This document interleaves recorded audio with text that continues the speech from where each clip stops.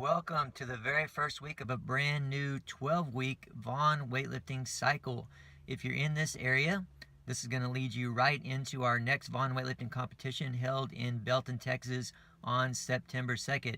Those of you in the area, hopefully you can make it to that competition.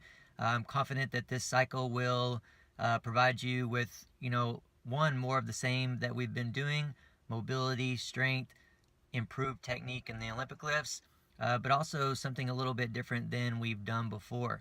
Biggest thing, just like any other program that we use for Vaughn weightlifting in the beginning, are going to be the squats, deadlifts, and presses that you'll see in the program. A little bit about the squats: you're going to see that you'll be squatting twice a week. On each of those days, there's going to be back squats and front squats. Anytime I've done that in my programming, I definitely felt a benefit from it. It's not something that you have to do all the time or that we will do all the time, but it's something a little bit different. Hit your legs in a little bit of a different way. And one thing in particular that I really like about it is you're doing your back squats first. Typically those are heavier and a little bit more of a workload, so you do the front squats after.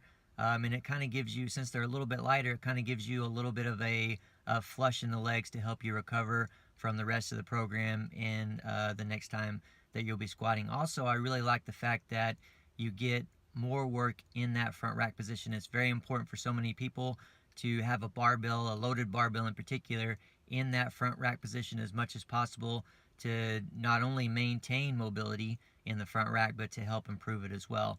You're going to see there's going to be some pauses in that in the front squats on there as well to help in that regard too. Okay, as far as the Olympic lifts, we're going to have lots of lower weight, higher rep partial movements, and just hang in there on those. The big thing is that anything with a snatch grip, I recommend to go ahead and use weightlifting straps.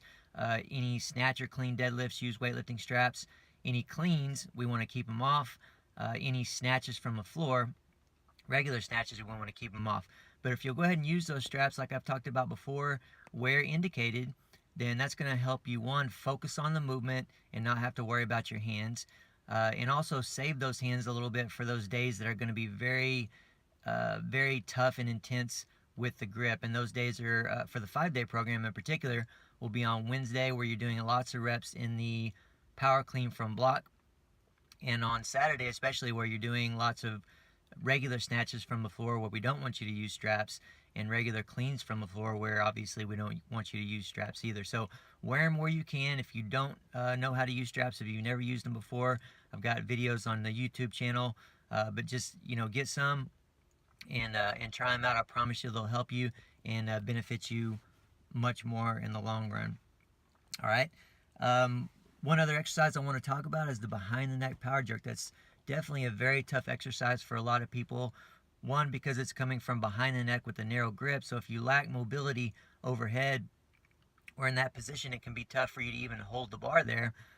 But also lacking mobility overhead, it can be tough to go straight up from that behind the neck position. But that's exactly why I want it in there. What's very important for you to pay attention to is that from behind the neck, we need you to work harder dipping straight.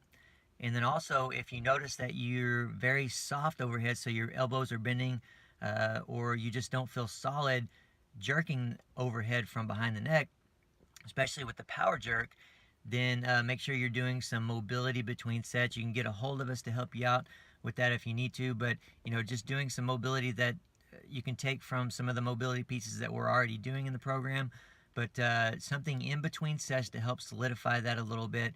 And I know that will go a long way for you. The nature of that movement itself is going to go a long way for you, but we want it to be as solid as possible, and you'll get the most out of that exercise and the program as a whole. All right.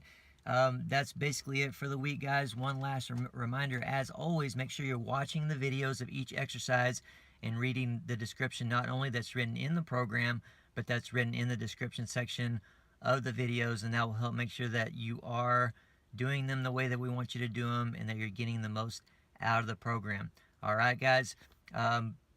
We'll be back next week to progress on up in weights and adjust exercises as they will be adjusted as we move into the coming weeks and all the way into the last part of the program. But I look forward to being back with you next week, and hopefully you guys enjoy this week, and look forward to the next. Take care.